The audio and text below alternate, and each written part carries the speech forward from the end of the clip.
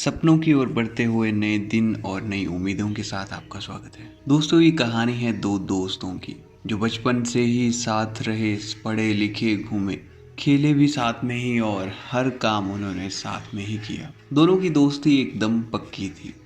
इतनी पक्की दोस्ती हुए भी दोनों के स्वभाव एकदम अलग अलग थे। रवि एकदम शांत और सुलझा हुआ था और विषय और वस्तु के पहलू में हर चीज़ में बहुत ध्यान देने वाला था। वहीं सोम एकदम विपरीत यानी उतावला और सिर्फ रिजल्ट को ही महत्व देने वाला था। सोम हर काम को जल्द से जल्द करके उसे हटाने के बारे में और नंबर 1 पे आने के बारे में सोचता। ऐसा करने में उससे कई गलतियां भी हो जाती, परंतु उसका दोस्त रवि कभी भी काम में जल्दबाजी नहीं करता था। वह हर काम को सोच समझ कर करता और हर पहलुओं पे गौर करके ही काम करता।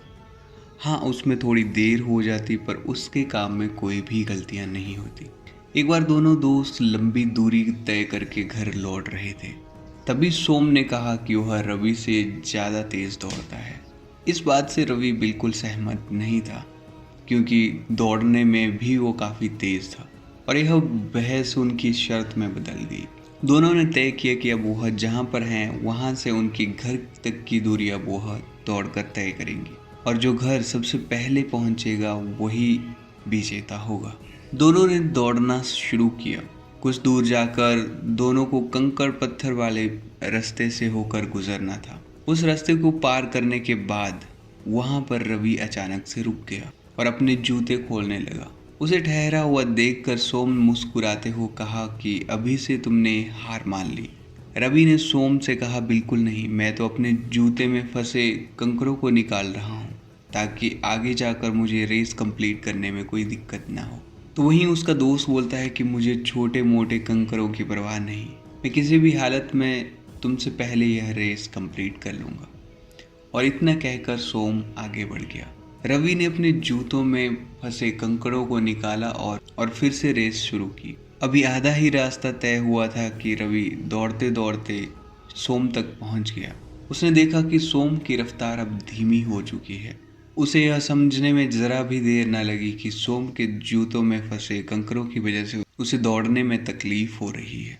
देखते ही देखते रवि सोम से आगे निकल गया। तभी रवि को पीछे से एक आवाज़ सुनाई दी। उसका दोस्त सोम उसके वो मदद के लिए बुला रहा था। रवि तुरंत पीछे मुड़ा और अपने दोस्त की मदद करने के लिए उसके पास पहुंचा।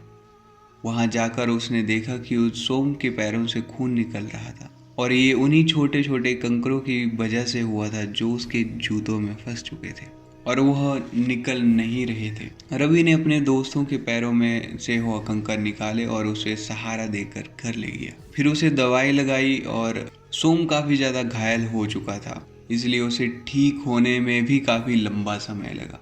सोम इस बात को सोचने लगा कि उसने सिर्फ मंजिल पे ध्यान दिया और बाकी सारी चीज़ों को इग्नोर किया।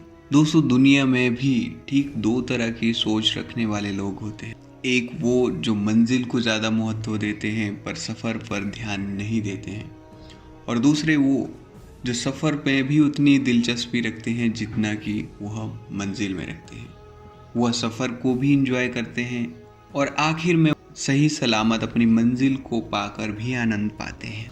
दोस्तों, यह कहानी हमें बहुत ही महत्वपूर्ण बात सिखाती है। हमें अपनी मंजिल पर ज़रूर ध्यान देना चाहिए, लेकिन मंजिल तक पहुंचने के लिए हमें सफ़र में हर चीज़ पर भी ध्यान देना चाहिए। हमें सफ़र का आनंद लेते हुए ही मंजिल तक पहुंचना चाहिए, तो हमें ज़्यादा खुशी प्राप्त होगी। उम्मीद करता हूँ दोस्तों आपने इस कहानी से ज़रूर कुछ ना कुछ सीखा होगा। वीडियो अच्छा लगा, वीडियो को लाइक और शेयर ज़रूर कीजिएगा। और अगर अभी तक आपने चैनल को सब्सक्राइब नहीं किया, सब्सक्राइब कीजिए और पास में बने बेल आइकन को भी दबाइए, तभी आने वाली वीडियो आपको सबसे पहले मिलेगी। तो मिलते हैं अगली वीडियो में जल्दी। हमारे साथ आप बने रहिए। धन्यवाद।